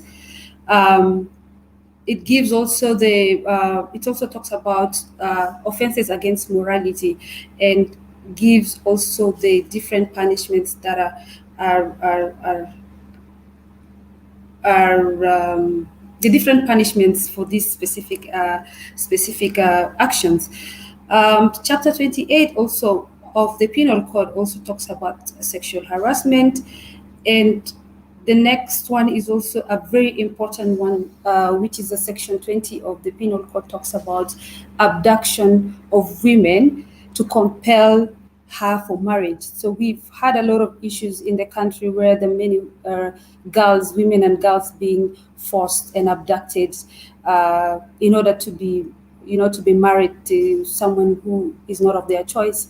So the article, the section 20 of the Penal Code talks more on that. Like it defines it as a criminal action, and also it gives some of the remedies that the victims or the survivors to these atrocities will be able to, to get the remedies that they are required. The last one that I would like also to talk about is the Child Act. The Child Act of South Sudan, that is 2008. Chapter 2, Article 22 actually talks about the rights to protection from abuse. It looks at it actually expounds and states that the government shall take concrete measures to protect children from all forms of abuse, and to ensure that any child who becomes the victim of abuse, as set out in this section, shall be accorded appropriate treatment and rehabilitation. So it makes sure that any child, first of all, the government has it has the primary responsibility of protecting a child, and secondly, it goes ahead and also provides that any child that has gone through these criminal acts has a right to rehabilitation and some remedies that are put in place. It goes on in section 23 that the right to protection from marriages and other negative and harmful cultural social practices. The section talks about forced marriages and early marriages with regards to girl child in South Sudan, and other cultural practices that are repugnant to justice and morality, and it also includes circumcision, forced circumcision. It also talks about it, and it gives also some of the punishments that are supposed to be accorded to such criminal activities. Section 26 also of the Child Act highlights the rights of the female child, the girl child, looking at the sexual abuse and exploitation, gender-based violence, including rape, incest, early and forced marriages. And this is a very important section of the Child Act, because we in South Sudan, we've experienced, or we've seen a lot of issues with regards to forced marriages, early marriages, and it's really evident that this is becoming a norm in our society. So the Child Act provides it, but it's really unfortunate that sometimes these things are still being practiced in the country, and people are not actually taking into regard that there are laws that are put in place. So in a nutshell, apart from there is no specific really a statute in South Sudan that maybe would talk about, issues with gender-based violence. We have actually different, different laws that we could pick from the international instruments. We also have the Constitution. We have the Penal Code, and also we have the Child Act that protects the rights of women and children. Thank you. Thank you so much, Jocelyn. With all these laws in place, we would think that the perpetrators would be in jail now. I'll come back to you to ask on how, from your experience, these laws are being implemented and what hinders them from being actually implemented. Dr. Akwat will be leaving us soon, so I'll just ask her before she leaves, and I'll get back to you, Jocelyn.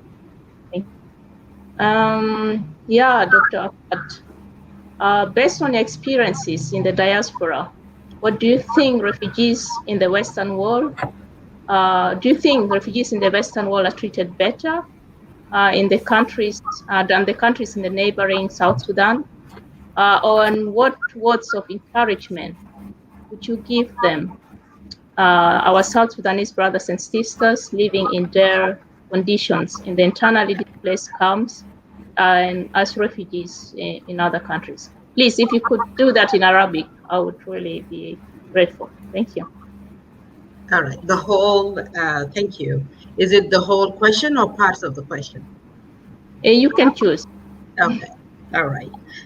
أنا بسلمكم باسم الرب يسوع المسيح، وأنا هتكلم بعربي جوبا لأنه أصلاً أنا قاعد أقول دايماً أنا دينك جوبا. يا إخوانا، إحنا لاجين جينا أمريكا.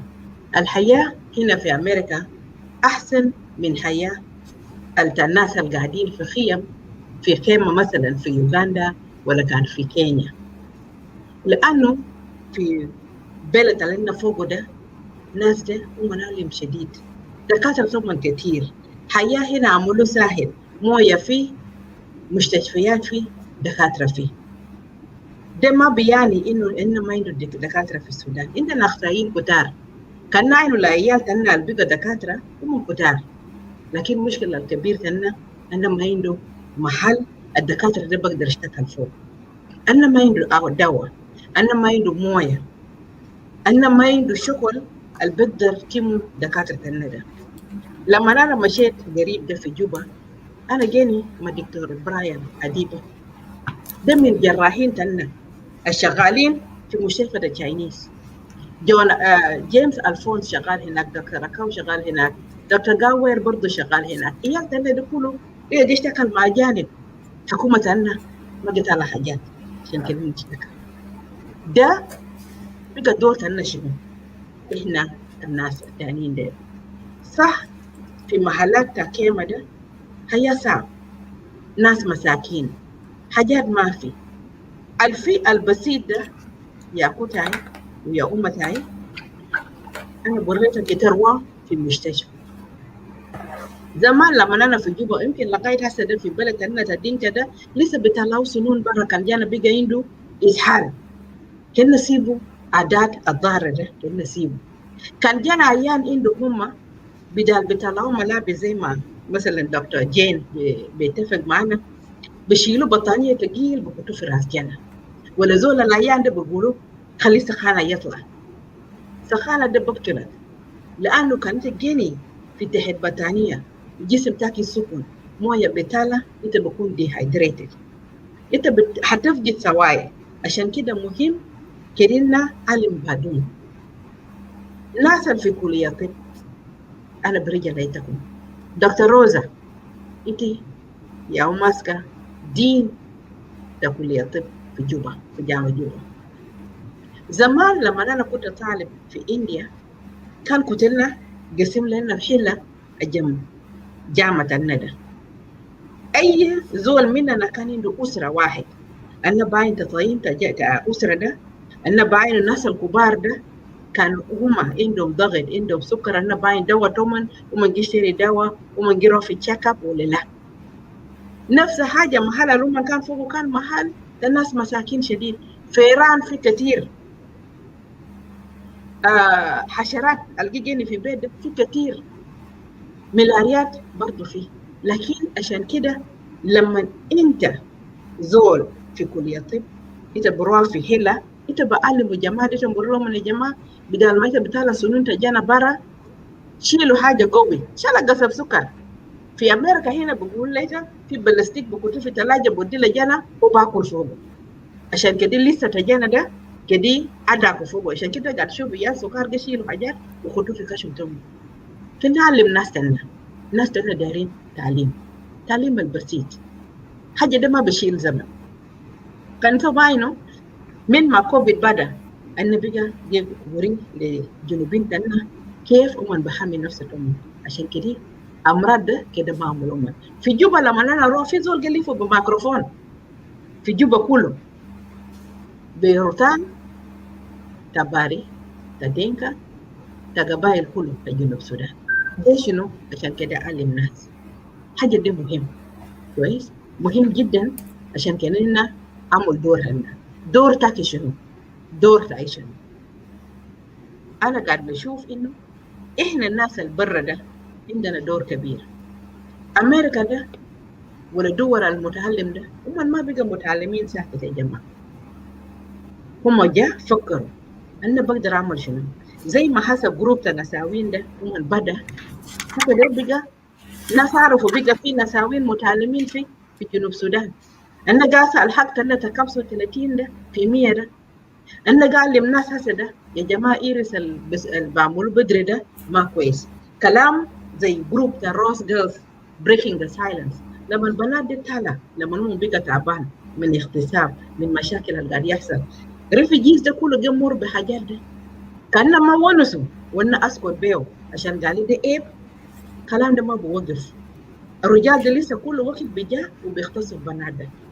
وزي ما حسب بقى في قوانين زي جوسلين قال لو جماعة قاعدين يحاكموا زي ما قبل كم يوم كان في واو نساوين دقوا راجل اللي كان يغتصب به كان كلام ده بقى ناس بيونسوا بحاجات ده ناس بعرف بكون في حاجات اللي بقدر اقولها.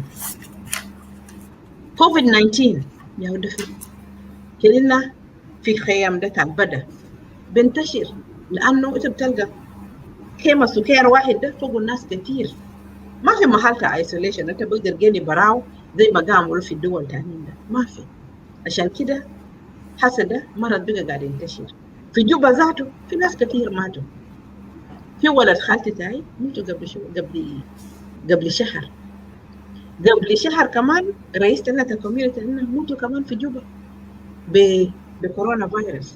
ناس جي موتوا كده كسر يدين تنة كلنا اسمع كلام الحكومه جي وري كان قال لي ما تلفوا ما تمشي كرامات ما تمشي. مشكله الناس دي كسروا قانون ويلا ناس حكومه ده يا ذاته قاعدين يجوا في محل بتاعات ده يبقى انت بكون في قانون انت بكسره ما بيجي كلام ده.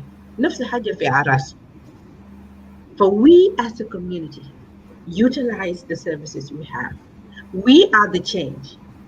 We the people outside, we need to be organized. We need to form organization. If you look at CNN heroes, these are a group of people like me, like you. People who are not rich. Yes, if you can go to the rich people like what John Dow is doing to build the hospitals in South Sudan, or Dr. Jacob is doing to do some work, or the husband of Dr. Jane is doing. He takes empty cans, sells them in Kansas City, takes the money, has built a school in Uganda for displaced people. Think what you can do. I am sure 100% God has given you a gift. Use it. If you look at all the graveyard, there are so many people who have been buried with great ideas. Don't go and die with an idea. Take your idea to the people and let us support each other. If Dr. Jane has a great idea, let us support her. It doesn't have to be all the time only about me. I understand. The war has created in us hatred. The war has created in us tribalism. We thrive on tribalism as South Sudanese. We, the educated ones, should not use the social media to instigate fights, to instigate hatred. Let us all come together. My tribe and your tribe is South Sudan. We can make a difference. We can change our community. It's only if we really say we are Christian, we should be known by what we do, by what we say. There are a lot of questions that have been asked about violence, about children in Egypt, about our community. We are so divided. We are so divided. Let ignorance not divide us. When we are united, we can stand. But when we are divided, we fall. I will leave you here, and may God bless you. And I thank the Association of the South Sudanese Women Intellectual Group, and I thank all these brilliant women. Keep up the good work. We can bring change. Collectively, we'll make a big difference.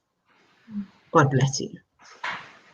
God bless you too. Thank you so much for reminding us about our collective responsibility to support each other, to stand for each other, and to be there to challenge this, work together with these challenges that we are facing. So thank you so much. Our collective responsibility to support each other, to stand for each other, and to be there to challenge this, work together with these challenges that we are facing. So thank you so much. Yeah. Now I'll go on. Now we are kind of really short of time. We'll move on to our recommendations and way forward. But right before that, Gladys has a question that she really needs to. Short of time. We'll move on to our recommendations and way forward. But right before that, Gladys has a question that she really needs to. Short of time.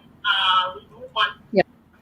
Okay, Dora, thank you so much. I know we are running short of time, but I will be very brief.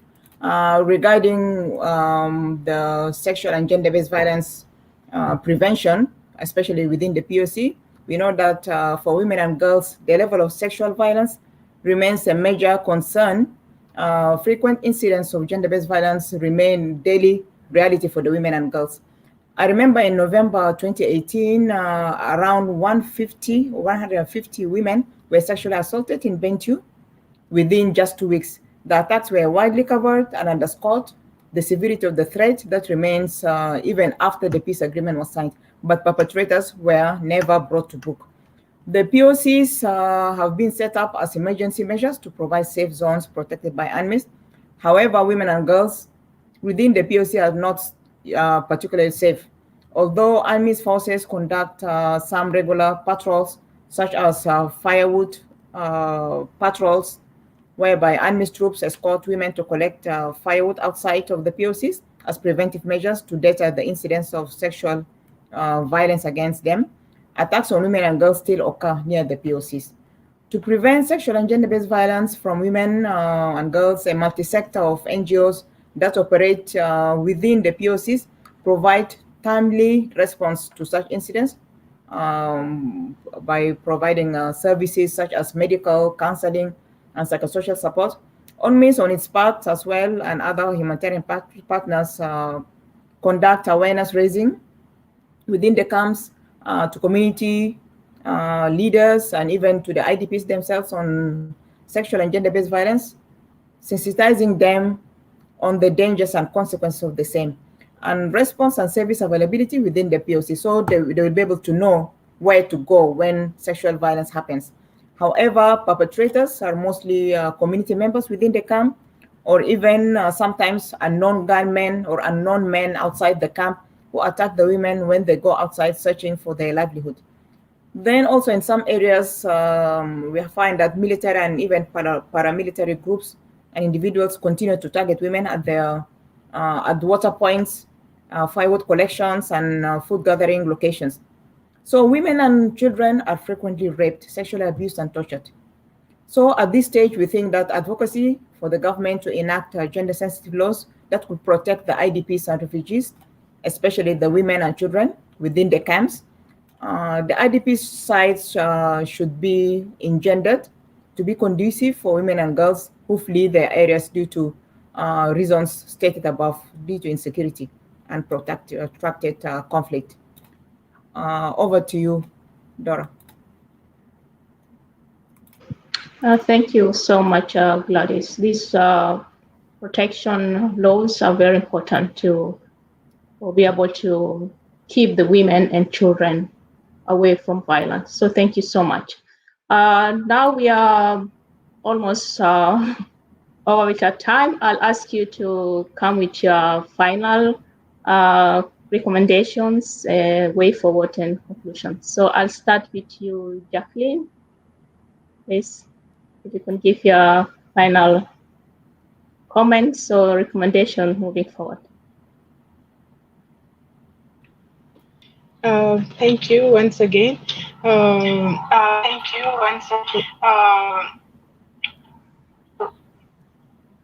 Yeah, for this very wonderful conversation.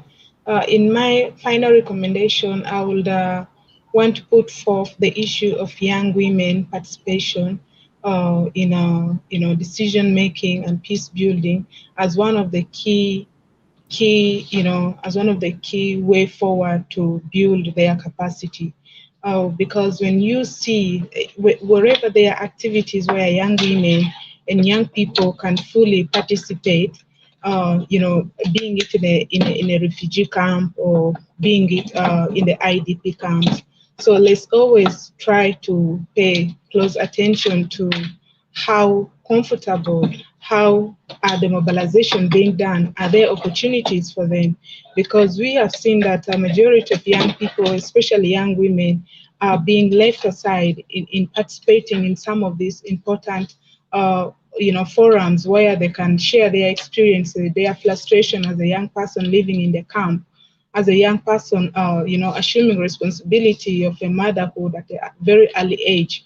So the need to, be given the chance and opportunity so that they can start to exercise their power and begin to believe in themselves that they have equal rights and they can speak, they can be part of any process that involve men and women and young people. And then we also need to encourage parents to talk to their children about issues to do with their health, issues to do with sexual education at a very early age. We need to have an open conversation with our girl child at home to begin talking about such issues, because it's a taboo. I know it's a topic that we should that a young person shouldn't talk about. A girl, a teenager girl, should never mention anything to do with condoms, should not mention anything to do with her sex or family planning. The more we keep quiet on it as parents, we encourage them to go and find a way to go and find why is this topic critical for us to mention about. Let's go out and try, and then in the process of doing that, they are caught in a situation where they are unable to make the right decision. And then as a women activist, we'll continue to advocate for the right of refugee women and girls in political arenas, the right of young women involvement in leadership. It's continued to be our frustration to see that majority of the power and decision making and power restructure in the current government have not really respected the right of women, have not respected the right of young women to be part of the leadership. So let's continue to talk about it as we work together as women in South Sudan, in diaspora, to support each other and to understand what is our common agenda as women of South Sudan. What do we want to achieve?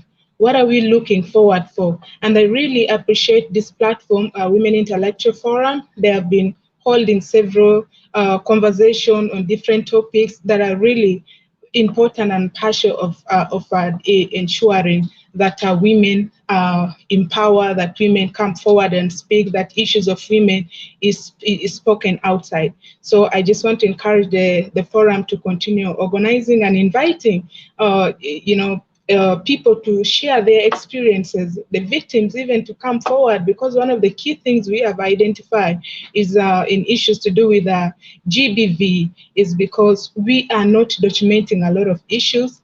And then it becomes a challenge when we come back and say we are holding government accountable once the high bridge court is established. They will refer back to us, what's the evidence? So let's encourage people to come up with their stories, to share their story, and document some of these important stories in place so that we can all unite as we advocate for the right of women and girls. Thank you so very much for having me today in this panel. Thank you so much, Jacqueline, for very good recommendations. We'll definitely take them further. Thank you so much. I'll go over to you, Jocelyn, with your recommendations, please. Thank you. Thank you, Dora. I think today for my recommendation, I would recommend that we seek to look for a more durable solution to displacement. This is because, like, currently in the world, if you look at the top 10 countries that have issues with displacement, 7 out of them are from African countries. So it's really an issue that we need to look at it from the national level and also from the regional point of view. When I talk about durable solution, we are looking at to promote self-sustaining national-owned processes based on a thorough analysis of the context to address the root causes of displacement. Because if you look at it, like from the durable solution, we usually have 3 different solutions to displacement, which is return or repatriation, and then we look at relocation and resettlement, and then look at the local integration. So we have, as you are aware, last week, the Kenyan government actually gave UNHCR 14 days to come up with a roadmap to repatriate, like closing the Dadaab and the Kakuma camps. And if you look at it, we have almost 100,000 South Sudanese refugees. So we have to start looking at what are the strategies put in place in order to, because most probably we are going to anticipate a lot of returnee influx in the country. So we have to look at what are the obstacles. Actually, we are anticipating these people, but they have obstacles to return back home.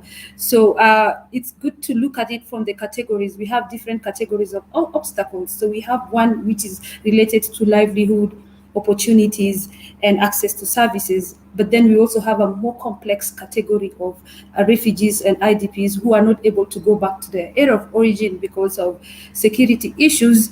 And the third category, maybe some areas are blocked. But what do I mean by blocked? Those are areas that are blocked. Maybe it's you have only the military living in those areas, and the residents are not able to go back to their area of origin. So the country really have to have a designated, a department to look at, these obstacles and come up with a framework on how to make sure that issues of displacement are being addressed in this country. So, well, I think on my side, the only recommendation is actually to make sure that we look forward to a more durable solution to the displacement of internally displaced population, and also looking at the refugee in our neighboring countries, in Kenya, Uganda, Ethiopia, and also Sudan. Thank you. Thank you so much, Jocelyn. Dr. Kani, please. Thank you, Dora, for giving me this opportunity. And before I say my recommendation, I just want to say that there are so many things that I should have presented, but due to time, I couldn't do that. So my suggestion to the South Sudanese Women Intellectual Forum, maybe they should reconsider cutting down the introduction of the individuals instead of saying or reading all the introduction, just names, because some of them have been here, some of us have been here several times, so there's no need actually to go over all the introductions. That's my suggestion for future events, that I can say. And I also want to make some clarification, because I live in the United States and there are so many South Sudanese who are in the US. And I think the experiences of South Sudanese in the US are not homogeneous. They vary from one person to another. Can you hear me? Yeah. They vary from one person to another. So yes, there are challenges that are facing South Sudanese here, but also there are other South Sudanese who are doing well in this country. Some of them are in high institutions of learning as professors, as research assistants, and also they're doing other things that are happening there. And there are so many youth also who are doing well. Yes, there are other challenges facing the youth, but some of them are also doing well and excelling in their studies. So this is just one thing that we have to be mindful of, the fact that when we talk about the experiences of refugees or internally displaced or people in the diaspora, we should not generalize the situation. We have to be specific because experiences varies from one person to another. In terms of recommendation, I think, Dora, you know me very well, and this is not my first time. I always come back with the same or similar recommendation. So for my recommendation, actually, is almost similar to that of Jocelyn. Is addressing the circumstances that force people to become refugees and internally displaced persons is the prerequisite for alleviating the suffering of being a refugee or an internally displaced person, and finding a lasting solution to this problem. And I think these circumstances, all of us mentioned them in different ways in our presentations today. So I'm not going to go over that. As they remain in refugee camps or in cities as urban refugees, the hosting states and the UNHCR, or the United Nations High Commission for Refugees, should ensure their safety and protection. Although I have also my concern with the issue, the word protection itself, because they are not even protected. But still, if they can offer protection and provide the necessary help and opportunity to enable them live relatively better lives in these camps or internally displaced camps.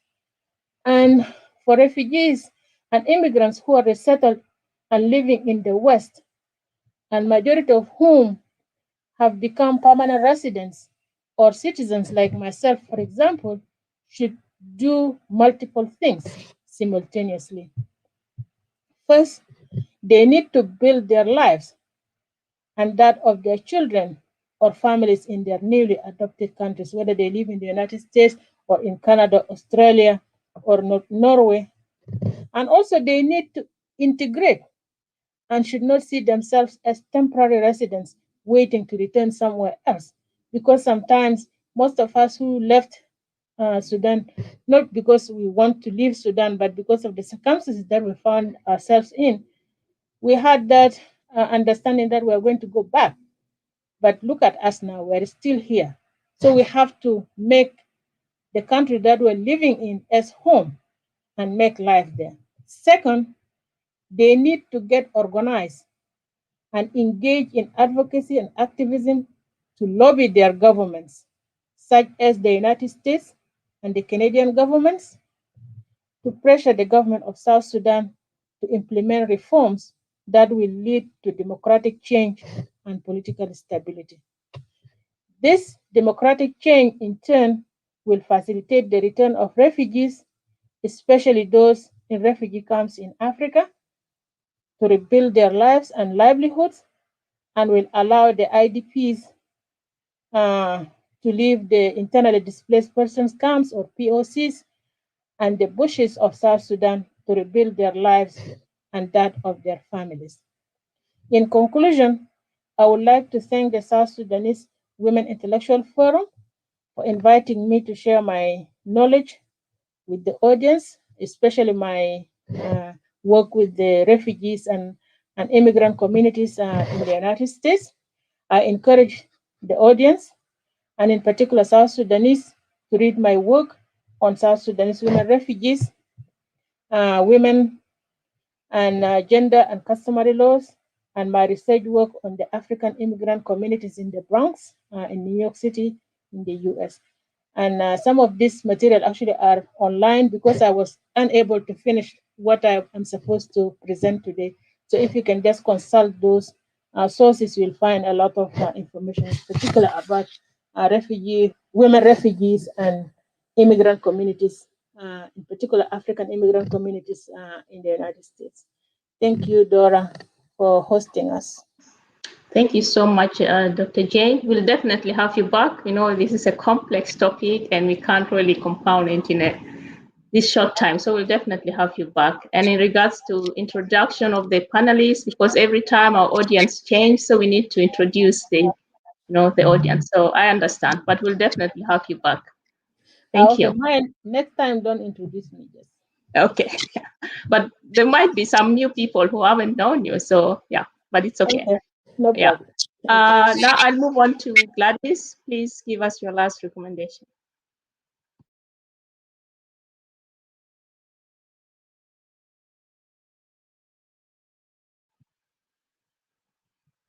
Yes, Gladys. I don't think Gladys. Yes, me. Yeah. Do you hear me? The others. Yeah. Good. Okay. I think Gladys is experiencing some technical problems. So we'll just have to go on and conclude our session. I would conclude with these two quotes from Khalid Husseini and Warsan Sher. They say, refugees are mothers, fathers, sisters, brothers, and children with the same hope and ambitions as us, except that a twist of fate has bound their lives to a global refugee crisis on an unprecedented scale. No one leaves home unless home is the mouth of a shark. Thanks to the UN Women for assisting our panelists on the ground with the technical help. Aisha for her unconditional dedication to this forum. And audience for tuning in. If there are any questions that we haven't taken, we'll look at them later. But thank you for joining us at this time.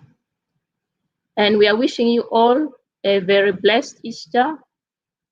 And let's take care and protect each other. COVID is real, so please protect yourself and protect the others around you. So I wish you all the best and thank you for tuning in with us today. Thank you so much.